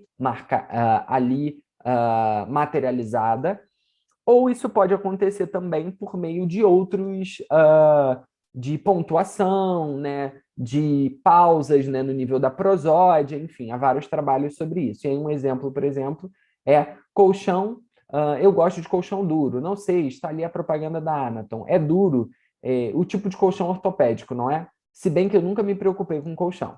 Então, esse se bem que, essa adverbial, né, introduzida por se bem que, é uma oração desgarrada. né, que não está vinculada à sua principal. Pode passar, Leonor. Isso fica evidente com os textos multimodais, né? Então, a gente tem, por exemplo, esses textos, né, que dizem que seu dia seja de muita celebração, abraços apertados, sorrisos sinceros ao lado de pessoas que você mais ama. Parabéns e um feliz aniversário. Que seu dia seja de muita luz, bom dia. Então, essas mensagens de feliz aniversário, essas mensagens de bom dia, são mensagens que não são... primeiro, né, tem uma questão de gênero textual aí, então elas são tipicamente, né, desses gêneros de cartões, né, de felicitações, etc., suportes, né, também específicos. As pessoas mandam no WhatsApp também, né, aquelas pessoas que mandam bom dia, né, que você tenha um bom dia, postam no Facebook, etc., né? E percebam, aí nós temos orações desgarradas, né, que seriam, a princípio, pela GT, né, orações subordinadas substantivas objetivas diretas, né, porque é como se você tivesse algo subentendido, um desejo, né, desejo que seu dia seja de muita celebração, espero que o seu dia seja de muita luz. Só que o que é importante a gente dizer? Não está aí, não está explicitado, né? Então, assim, gramaticalmente, a gente diz, né, pela gramática tradicional, que o quê? Uma subordinada tem que ter uma principal, mas aí a gente não tem uma principal, né? A gente tem algo que está, digamos, subentendido, mas subentendido gramaticalmente porque a gente também quer ver dessa forma, né? Porque a gente fica buscando essa principal. E isso está ligado, muitas vezes, a essas mensagens motivacionais. Pode passar, Leonor. A gente já vê uma relação um pouco diferente, né, também desgarradas, e aqui as desgarradas adverbiais, mas com uma roupagem um pouco diferente, porque tem a ver com aquela questão que eu já falei, Leonor, também, de complementação de sentido. Então, você tem, se eu fosse uma estátua. Isso não faz nem... Essa frase solta não faz sentido, né? A gente tem um exemplo que a Violeta sempre usa, que é, se eu ganhasse na Mega Sena, né? Então, quer dizer, isso solto, né? Se eu ganhasse na Mega Sena, porque fica, né? Você fica imaginando o que você faria, etc. Ali você tem, e aqui já é um pouco diferente, porque você tem, se eu fosse uma estátua, e você não tem essa frase apenas. Você tem embaixo o quê? Uma imagem. E como está a estátua? Está deitada, dormindo, descansando. Então, se eu fosse uma estátua, eu ia viver descansando, eu ia viver dormindo, né? Da mesma forma, se eu fosse professor, né? E aí tem lá uma imagem que no teto tem uma pessoa que tirou uma placa e está lá olhando de cima, né? Então, minha professora saiu de sala e começamos a colar. Olhei para o alto e ela estava vigiando a gente no teto, né? Sensacional. Então, assim, é interessante porque, nesses casos, você não tem uma oração principal, mas a imagem exerce o papel que seria da oração principal. Então, você tem, se eu fosse uma estátua, eu viveria dormindo. Se eu fosse professor, eu ficaria vigiando os alunos no teto. Só que isso não está dito, né, pelas frases, pelas palavras, né, construindo uma oração, e sim constituindo uma imagem. Pode passar, Leonor. É o que a gente vê também em quando vejo minhas notas, ou quando eu esqueço que tem lição para fazer. Então, quando eu vejo minhas notas, aí tem lá a Sandra Nemberg com uma cara de assustada, né? Então, como eu disse, a oração solta quando eu vejo minhas notas não faz sentido. Agora, quando eu vejo minhas notas e você tem a cara da Sandra Nemberg assustada, o que você tem? A ideia de que a Sandra Nemberg está assustada quando ela vê as próprias notas, né? Da mesma forma, quando eu esqueço que tem lição para fazer, e aí você tem o quê? Né? Seriado Todo Mundo Odeia o Cris, né? Quando esquece de ter uma lição para fazer, a cara que ele fica. Então, mais uma vez, você não tem uma oração principal, você tem imagens, figuras, né? Recursos multimodais que vão atuar no processo de construção de sentidos dessas orações tidas como desgarradas.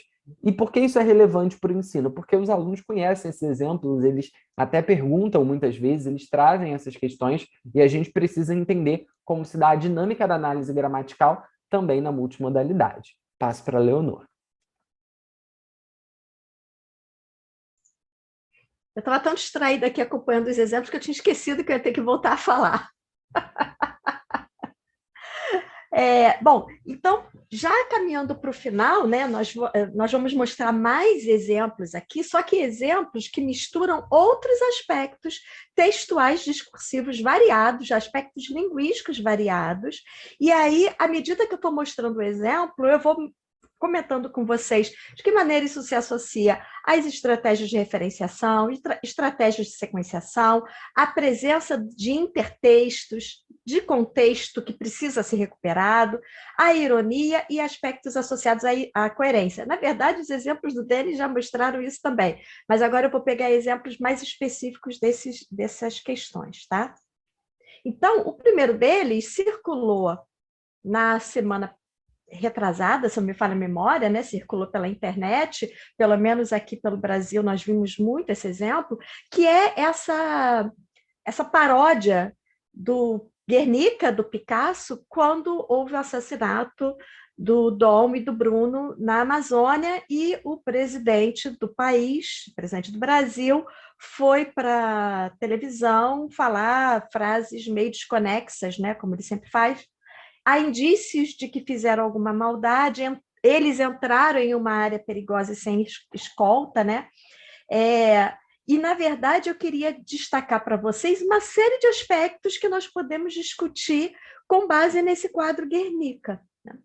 A mais óbvia é a intertextualidade, que nem sempre vai ser recuperada, embora apareça tanto o nome Guernica, com o adjetivo amazônica ao lado, quanto lá embaixo, embaixo da assinatura do autor da charge, né, porque é uma charge que recupera Guernica, aparece também Picasso, para deixar bem claro que foi uma charge feita em cima do quadro Guernica, né? Então, a intertextualidade é o mais óbvio. Mas existe também o fenômeno da interdiscursividade. Esses termos que nós estamos utilizando não necessariamente precisam ser levados para a sala de aula, tá? Mas é interessante destacar para vocês aqui a questão da interdiscursividade. O que é interdiscursividade? Intertextualidade, todo mundo sabe o que é, a conversa entre textos. A chamada interdiscursividade é a mistura de domínios discursivos diferentes no mesmo texto. Então, digamos que você está diante do quadro Guernica, você está diante de uma obra artística, né? Uma obra artística que critica o que aconteceu na Espanha durante o governo do Franco, né? Durante os assassinatos, né? Uma cidade inteira praticamente foi dizimada durante o governo fascista de Franco.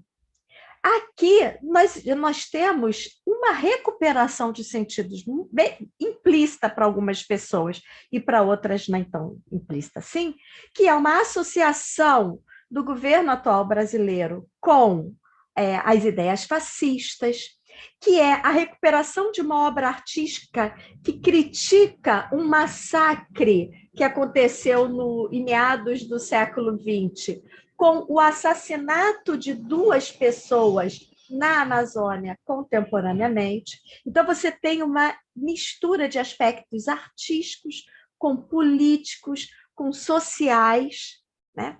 E nós temos também a intertextualidade presente de maneiras diferentes nessa representação da charge, porque nós temos imagem da fisionomia do presidente brasileiro, eu não estou falando o nome dele de propósito, porque eu sempre evito dar ibope para essas pessoas, e da fisionomia das vítimas, né? E da fisionomia de outras pessoas que estão envolvidas também. Então, nós temos, ao mesmo tempo que nós temos um boi que aparece em Guernica, o cavalo que aparece em Guernica, nós temos personagens que não aparecem em Guernica. Nós temos aqui um traço indígena. Eu não sei se vocês conseguem ver o meu mouse passando pela imagem, mas na metade do quadro, mais para a direita, nós temos a representação de um indígena brasileiro, com traços, com desenhos, né, com grafismos típicos dos indígenas.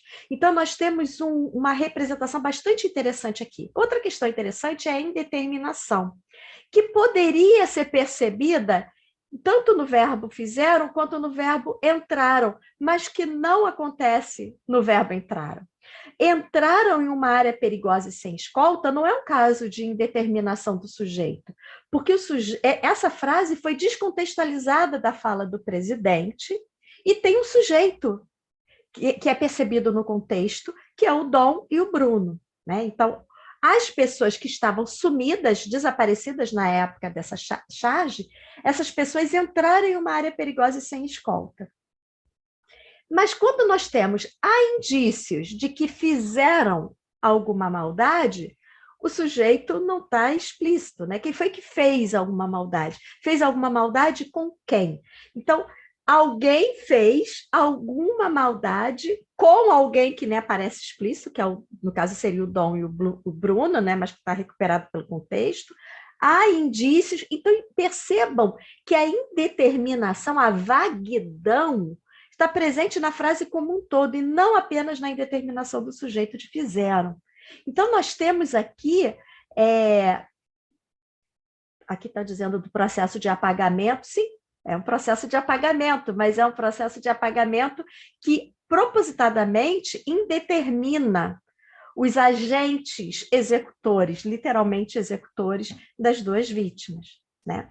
Então, você tem uma indeterminação, mas o que eu estou querendo chamar a atenção de vocês é o seguinte: nós não temos apenas uma indeterminação do sujeito, nós temos uma vaguidão presente na frase como um todo.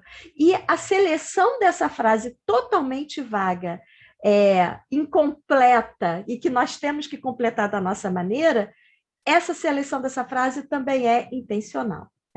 Outra coisa bastante interessante é que na Guernica, no quadro Guernica, não aparece nem o nome Guernica, a gente sabe que o nome é esse, nem aparece nenhuma frase.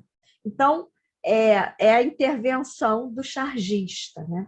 Então, quando nós estamos diante de uma representação como essa, vejam como nós temos que recuperar sentidos bastante diferentes, bastante variados, e o ideal seria que nós tivéssemos também, eu não coloquei aqui só por questão de tempo, o quadro original para fazer essa comparação. Continuando, porque eu quero mostrar outros exemplos para vocês, né? Charges e tirinhas. No primeiro caso, nós temos um exemplo de incoerência também. Aqui vem de cartão de Dia dos Namorados dizendo: você é meu único amor? Vende sim, me dê 5. Então, nós temos todo o personagem do bode gaiato e a incoerência de dar 5 cartões dizendo: você é meu único amor. Se é o único amor, você não pode ter 5 cartões para distribuir isso para 5 pessoas.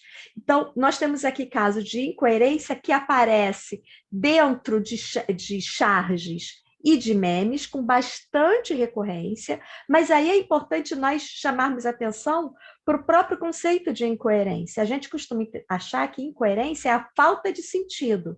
A incoerência não é a falta de sentido. A incoerência pode ser a coerência do texto. Então, o que aqui, nesse primeiro texto, né, nesse meme do bode gaiato, é uma incoerência, sabendo que nós estamos diante de um meme, é isso que configura a coerência do meme. É isso, inclusive, que traz o humor para esse meme, né? Então, nós achamos engraçado porque nós reconhecemos a incoerência. Aqui, no outro caso do Calvin, é exatamente o descompasso. Aliás, a tirinha do Calvin é muito marcada por isso. Os alunos têm uma dificuldade muito grande de perceber. O Calvin é uma criança de 6 anos de idade, no máximo 7 anos de idade, né? E, em muitos momentos, o humor é marcado pela linguagem adulta na fala do Calvin e da maneira como ele vai trollar os pais, né? Ele faz isso o tempo inteiro. O pai, então, é vítima do Calvin, mas a mãe também. Então, oi, mãe, estou fazendo meu próprio jornal para relatar os eventos de nossa casa. Isso é bom. Estou procurando uma história para a primeira página. Posso te entrevistar? Claro. Tá bom. O que você está cortando para o jantar? Peixe. Mãe assassina portando faca, degola linguado. Ação grotesca é ritual na casa. Família suburbana devora vítima. Fora da cozinha, fora, fora. Observe que até o uso do negrito e da caixa alta, que já estava sendo usado anteriormente, nos lembra a manchete de jornal.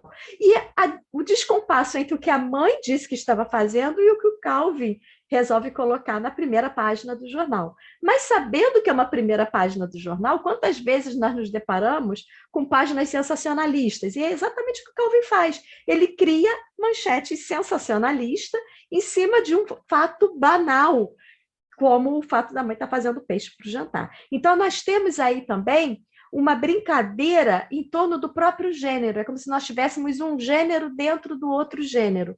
Nós temos o gênero manchete dentro do gênero tirinha, embora ela esteja configurada de maneira vertical, ela é uma tirinha, né? A gente costuma chamar de tirinha ou de tira humorística as historinhas que tem de 1 a 4 quadrinhos. Então, é um exemplo de uma tirinha que brinca com essa questão do gênero textual.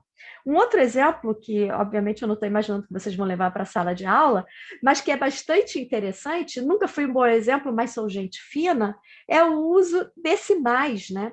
Nunca fui um bom exemplo, mas sou gente fina. E a própria configuração da Rita Lee, o gesto que a Rita Lee está fazendo, comprovando que ela não é um bom exemplo, mas com um sorriso maroto de que ela é gente fina. Então, você tem aí também, mais uma vez, uma conversa entre o material verbal e o não verbal, e eu destacaria especialmente o uso do mais como um elemento que quebra a expectativa, né? Então, nunca fui um bom exemplo, está dialogando especialmente com o gestual da Rita Lee. Mas sou gente fina, quebrando essa expectativa e conversando com o leitor com esse olhar e esse sorriso maroto da Rita Lee. Em relação aos conectivos, eu gostaria de colocar outros exemplos de conectivos com frases de camiseta. A sequenciação não se refere apenas ao uso dos conectivos, né? Os processos de sequenciação são muito mais amplos. Mas, por uma questão de tempo, eu trouxe apenas, eu estou preocupada com o tempo, porque eu queria dar um tempinho no final para algum debate. Mas, nesse caso, nós trouxemos exemplos de frases de camiseta com conectivos. Eu gosto muito de mostrar frases desse tipo para os professores e para os alunos na faculdade, sugerindo que se omitam os conectivos e se pense em outros sentidos quando nós colocamos outros conectivos. Então, esse caso, tô duro, mas estou em Búzios, eu adoro essa frase, é uma frase que eu vi mesmo uma vez em Búzios, né? Tô duro, mas estou em Búzios. Como em vários outros casos do uso do mais, nós temos uma série de implícitos, né? Tô duro, mas estou em Búzios, quer dizer, tô duro, mas mesmo não tendo dinheiro, estou em Búzios. E você tem que recuperar o sentido de que Búzios é uma cidade de praia, um balneário aqui do Rio de Janeiro, geralmente considerado um lugar caro, né? Você poderia trocar por Ibiza, poderia trocar por outro lugar qualquer. Então, estou duro, mas estou em Búzios. É muito interessante quando eu coloco essa frase no quadro sem o conectivo e peço para as pessoas colocarem outros conectivos no lugar, né? Então, você poderia colocar estou duro porque estou em Búzios. E muda totalmente o sentido. Estou duro, então estou em Búzios. Se eu tivesse dinheiro, eu estaria em Paris. Então, estou duro, então estou em Búzios, também carrega um outro sentido implícito. E aí, discutir, inclusive, qual dessas frases faria sentido numa camiseta, né? É mais comum a gente encontrar uma frase como essa: estou duro, mas estou em Búzios. Estou aqui de boa, conversando ali com o sextou que o Denis trouxe, né? Já o outro caso, valoriza o teu gordinho porque a carne está cara, é diferente, né? Já traz uma outra inferência que a gente tem que fazer a respeito do que significa carne estar cara, o que significa ser gordinho, qual é a associação com ser gordinho e carne, e de que maneira esse porquê traz uma explicação, uma justificativa bastante interessante para você valorizar a pessoa gordinha, né? Valoriza o teu gordinho, porque a carne está cara. Então, tem outras frases, às vezes até algumas frases machistas, frases sexistas, que associam o corpo humano à carne, né? Estou aí nessas carnes, né? Então, obviamente, essa frase de camiseta não traz esse sentido. Essa frase de camiseta tenta brincar com o conceito de quem é gordinho tem muita carne, a carne está cara, então o gordinho tem o seu valor. Então, a carne estar cara e o gordinho ter valor. Vejam também os sentidos que estão implícitos nessa frase de camiseta. Outras frases de camiseta interessantes também para trabalhar em sala de aula e que mostram aspectos gramaticais, textuais discursivos diferentes, né? Tenho andado distraído, impaciente e indeciso. É um trecho da música do Legião Urbana, né? tenha andado distraído em paciente indeciso. Só que tem uma configuração totalmente diferente quando aparece de maneira vertical, como se fosse múltipla escolha, e com marcações associadas a ser distraído, estar impaciente e ser indeciso. Então, nesse caso também, nós temos uma conversa multimodal bastante interessante, que mesmo que o aluno não reconheça o intertexto da música do Legião Urbana, dá para compreender essa conversa multimodal. Já no outro caso, não escolhi ser assim, tive sorte, contrapondo com os casos anteriores de frase de camiseta em que aparecem os conectivos, nesse caso não aparece o conectivo. Não escolhi ser assim, tive sorte. E não aparece nenhum sinal de pontuação também. Então, esse é um tipo de frase de camiseta que exige do leitor um preenchimento das lacunas que ficarem abertas. Ou você vai ter que usar um sinal de pontuação, ou vai ter que usar um conectivo. Não escolhi ser assim, mas tive sorte. Não escolhi ser assim. Simplesmente eu tive sorte. Não escolhi ser assim porque eu tive sorte. E cada vez que você escolhe um desses elementos, você muda o sentido, né? Eu estou correndo um pouquinho para poder sobrar um tempo. Isso eu fiz questão de selecionar, porque nessa semana em que nós estamos especialmente, qualquer referência a fogo tem mais de um sentido, né? Pelo menos aqui no Brasil, ou para quem está sabendo o que aconteceu nessa semana. Então, sustenta o fogo que a vitória é nossa.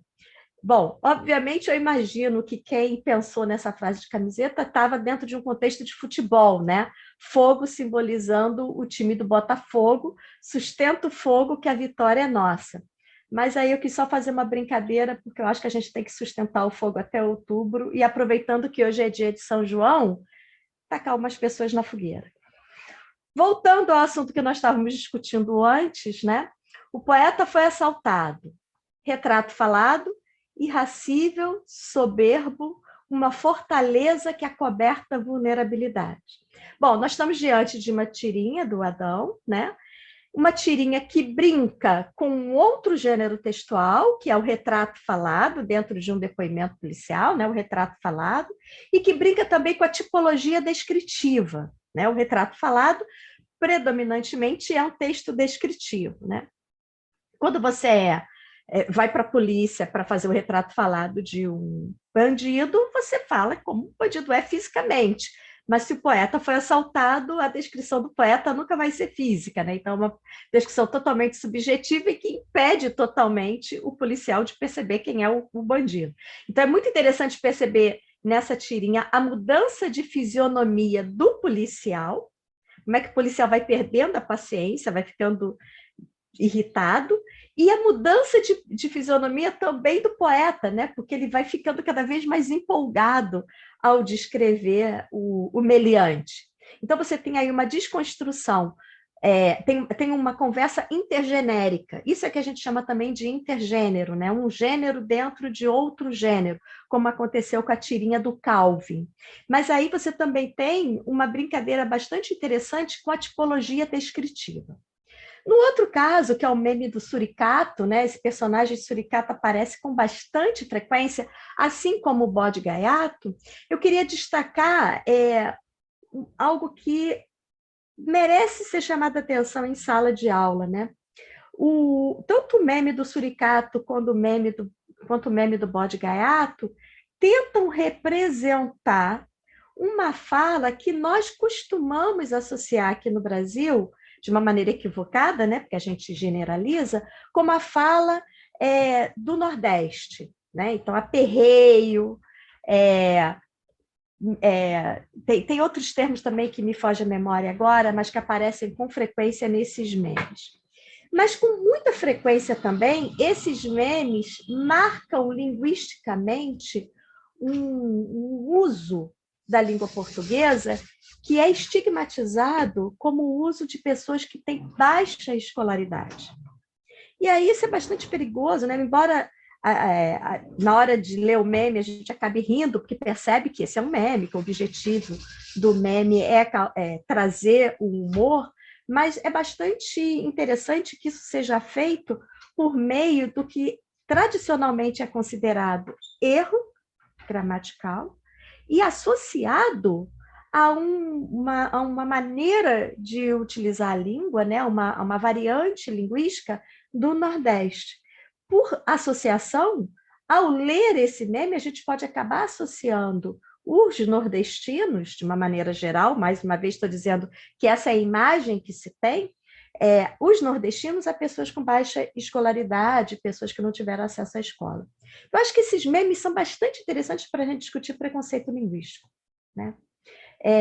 Outro dia eu estava falando sobre isso com a minha turma de graduação, né, com os calouros, e aí um aluno lembrou de um vídeo do Porta dos Fundos que se chama Sudestino.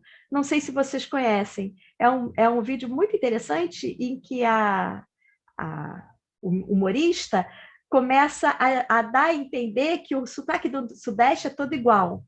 E aí a outra interlocutora é do Sudeste, ela fala, mas eu não falo assim, não, mas quem é do Sudeste fala tudo igual. E aí ela vai misturando o sotaque paulistano, com outros sotaques do interior de São Paulo, do interior de Minas, de Belo Horizonte, do Espírito Santo, do Rio de Janeiro, ela vai misturando tudo, e como sendo o sotaque sudestino, que é um sotaque que não existe, assim como o sotaque nordestino não existe, né? Nós temos várias maneiras de falar em vários estados, né?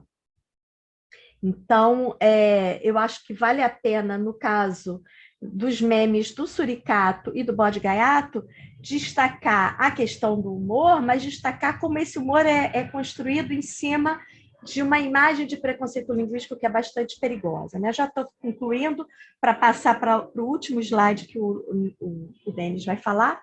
Esses dois memes também circularam bastante, trabalham com o não dito, né? E com a recuperação de referentes de maneira equivocada. Então, vai no mercado buscar 2 cervejinhas para a gente. Se tiver leite, traz uma caixa. Então, se tiver leite, traz uma caixa, o elemento implícito, mas que é recuperado pelo contexto, é leite, né? Está implícito dentro do sintagma, uma caixa de leite, mas é recuperado dentro da própria frase. Então, vai no mercado buscar 2 cervejinhas, se tiver leite, traz uma caixa. E aí, como costuma acontecer nesses memes que tem 2 imagens, seja na vertical, seja na horizontal, a segunda imagem desconstrói o que foi dito na primeira. Então, aparece um marido carregando uma caixa de cerveja e dizendo, tinha leite. Então, se tiver leite, traz uma caixa, ele recuperou o referente da frase anterior, que era cerveja. Mais uma vez, você tem um humor, aí o humor criado pela recuperação do referente equivocado, né? O referente que interessava a ele. No outro caso, ontem 5 mulheres me convidaram para sair. Aí é bem interessante, porque verbos como estruturas como convidar para sair, parar de beber, trazem conteúdos pressupostos, né? Convidar para sair, a gente imagina que seja sair para um evento, né? Para um programa. Parar de beber, a gente pressupõe que seja parar de beber bebida alcoólica. Então, 5 mulheres me convidaram para sair.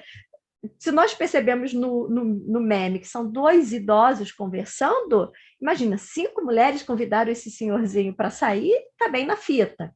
E aí o outro fala, que legal, como é que foi isso? Foi no bar, eu entrei no banheiro errado. E aí você tem o humor exatamente pela quebra da expectativa. Então, me convidaram para sair do banheiro, e não para sair para algum outro lugar. Então, você também tem a recuperação de um outro referente no último elemento, que é desconhecido do interlocutor. E para finalizar, né, também em homenagem a esse nosso mês de junho tão triste aqui no Brasil, né, nós temos também nessa foto, que não é um meme, né, mas é uma foto retirada de um contexto de manifestação, mas nós temos um jogo de palavras bastante interessante e que costuma aparecer em frases de manifestação, né, em cartazes de manifestação. As sementes plantam árvores, os sementes destroem florestas, em que vocês têm um jogo de palavras entre sementes e sementes, um paralelismo sintático entre as sementes plantam árvores, os sementes destroem florestas, o recurso multimodal das cores utilizadas, do preto e do verde, ainda tem ali o símbolozinho das árvores, né? O contraponto entre árvores e florestas, que é um contraponto criado pelo predicado em que esses substantivos aparecem, né? Os predicados plantam árvores, destroem florestas, então, na verdade, é o contraponto entre os verbos dos predicados que vai criar um contraponto entre os predicados como um todo. Então, plantar árvores, destruir florestas. E também é uma relação bastante interessante de gradação, né? Porque a semente é algo tão pequeno que gera uma árvore, e os sementes, sempre elementos no plural, que destroem florestas. Então, como é tão difícil plantar uma árvore, como acaba sendo tão fácil destruir a floresta como um todo. Vejam, com duas frases, eu consigo dar uma aula com essas duas frases, misturando aspectos morfológicos, fonético-fonológicos, sintáticos, semânticos, pragmáticos, textuais, discursivos variados, só com uma foto. Então, a gente tem muito material em mãos aí para trabalhar. Passa a palavra para o Denis para ele finalizar nosso minicurso. Bom, pessoal, nós podemos dizer, né, a partir das discussões que a gente realizou aqui no curso, que há uma clara relação entre a questão da gramática, né, e do discurso, porque a gente vê claramente que esses usos não são aleatórios e que os aspectos morfológicos, sintáticos, semânticos e discursivos estão relacionados, né? Então, os recursos verbais e não verbais estão entrelaçados. A multimodalidade é um aspecto bastante relevante e importante para a análise gramatical. É importante a gente dizer também, né, que é possível pensar novos caminhos e rumos para o ensino de gramática também a partir da multimodalidade, porque a gente sabe que muitas vezes o ensino de gramática fica no nível da frase, né? E é importante também ir para outros níveis, né, de discussão. E a gente espera que essa iniciativa possibilite novas empreitadas pedagógicas mais inovadoras e novos trabalhos de pesquisa também que considerem tais complexidades. Essas são as nossas referências. Eu aproveito para agradecer mais uma vez a Márcia e a Vanessa pelo convite. É uma honra estar aqui, partilhar esse momento, né? E com a Leonor também. Enfim, muitas parcerias sempre, né? Com a Leonor, com a Márcia, a Vanessa estou conhecendo agora, então uma alegria muito grande mesmo.